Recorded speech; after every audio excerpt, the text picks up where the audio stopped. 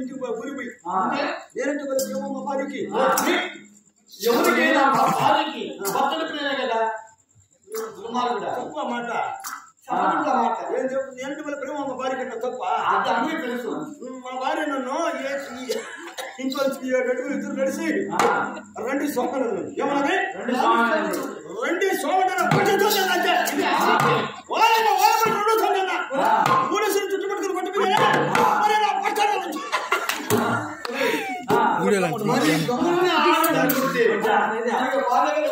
నేనే తప్పు చేశాను సార్ ఎందుకు కొట్టాను మా భార్య బయటకు ఉన్నా ప్రపంచంలో భర్త అంటే దేవుడు భర్త అక్కడికైనా వెళ్ళొస్తే భర్తకు పాలు పూజ చేయాలి కట్టుకోవాలా భర్తగా జీవిస్తే వారికి నిండు 3 ఏళ్ళు ఆలస్యం పాలు పూజ చేయాల అంటే మా భార్య 2 కాళ్ళు చదువుకున్నాను పొరపాటు పడ్డాను మర్చిపోయాను ఇది ముందుకు పాలు పూజ చేస్తానని మా భార్య రోజుకు 3 కోట్లు ఉదయం మధ్యాహ్నం సాయంకాలం నా పాద పూజ అంటే 3 నెలలు చేసిన మా భార్య పాద పూజ నాకు 3 నెలలు నాకు పాద పూజ చేస్తే అమ్మ ఆమె చేసిన పుణ్యం నాకు కట్టించి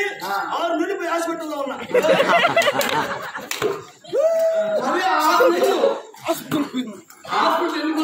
ఎందుకున్నానా నీకు తెలీదా ఒక రోజు 3 కోట్లు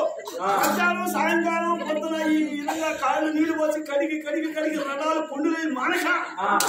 హాస్పిటల్ పోయి 6 నెలలు మందులు మాకులు మింగి 6 నెలలు నేనైతే ఇంటికి వచ్చిన మా భార్య ముందు చెబుతో ఆధార్ కడిగేది 6 నెలలు దూరం చాలా రోజులైతే మా భర్త పాత పూజ చేసేది వాటిలో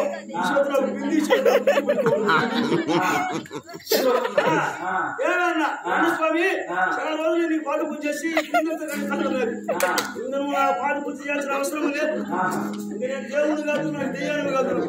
ఎప్పుడైనా భర్త పోలిస్తే దూరంగా చేరి అక్కడ ఖర్చుగా కాబట్టి ధనదానములు ఒక భాగ్యము నాకు ఏముంటుందా నాకు నీ పాత పూజిస్తే చాలన్నారు భార్య అనేది ఈ రోజుల్లో అలా కోరుకుంటారా మంత్రి జోడు మరి ఈనాటి వాళ్ళకి నీకు తెలియాలంటే నీకు చెప్తారా అర్థమైందిగా ఎవరు చెప్పు ఇప్పుడు నేను భార్యని నువ్వు నాకు భర్తని బామాని రెండో పెళ్లి చేసుకుంటారంటే నా బాధలు నా కష్టాలు చెప్తాను అడగకుంటే నా బాధలు నీకు ఎలా వస్తాయి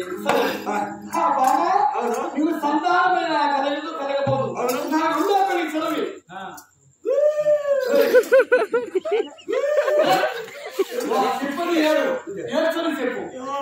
చెప్పామని బామా నాకు సంతానం రెండో పెళ్లి సెలవు ఏమన్నా సమస్య పని అది కాదండి నువ్వు రెండో పెళ్లి చేసుకుంటావా చేసుకోవాల్సిందే అది కాదు కదా రెండో పెళ్లి పూర్తిగా చేసుకుంటావా ప్రేమ వాస్తవంగా తప్పకుండా చేసుకునే కానీ మొత్తం రెండో పెళ్లి కొంచెం పోయింది కానీ మొత్తాన్ని బ్యాంక్ డబ్బులు వెళ్తున్నాయి మరి 5 లక్షలు 6 లక్షలు ఉన్నా 1 లక్షలు నాకు తెలిసి కూడా చెప్పండి నాకు ఇప్పుడు ఇస్తుంది నీ కళ్ళ వచ్చింది సంవత్సరాలు బోర్డు నుంచి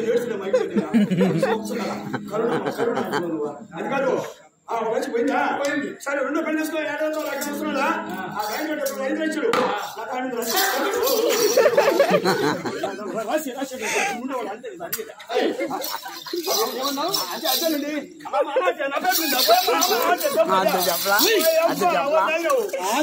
రాజు కూడా 2 కాళ్ళు ఉన్నాయి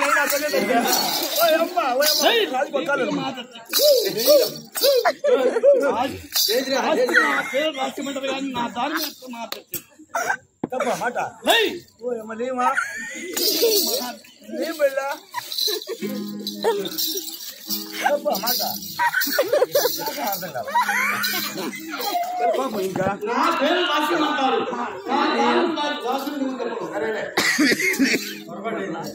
అదే నా పేరు మీద రాసేయమంటారు రెండో పెళ్లికి ఆశపడి నా వద్ద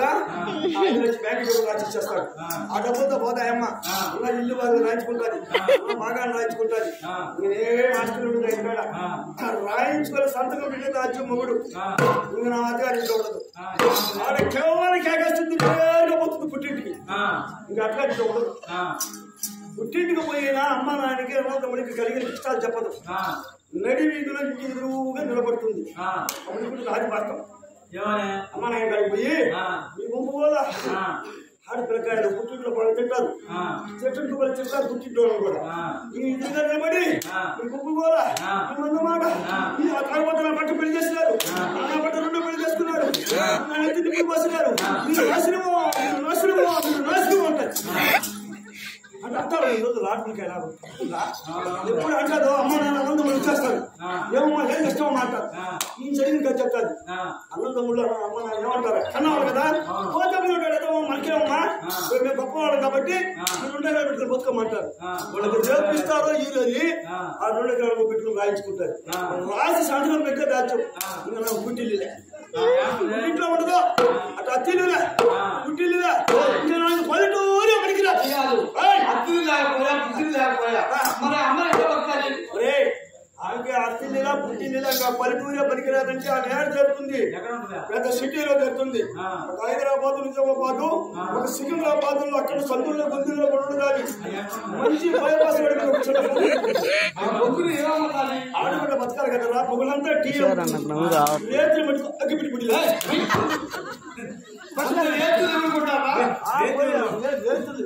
ఎవరు కొట్టారా లారీ ఇల్లు పడుతుంటాయా ఆపటమా కొట్టు ఆ విధంగా పక్కలంటే ఈనాటి వాళ్ళ ముందు తెలుగులై ప్రతిదేవి అలాంటిది కాదు.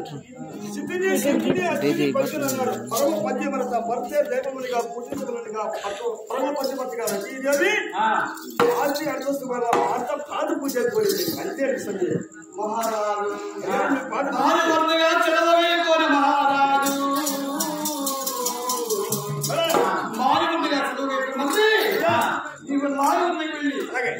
పట్టుకోరాను తీరంగా రాజుగా తీసుకుందిగా నాలుగా చెప్పాడు.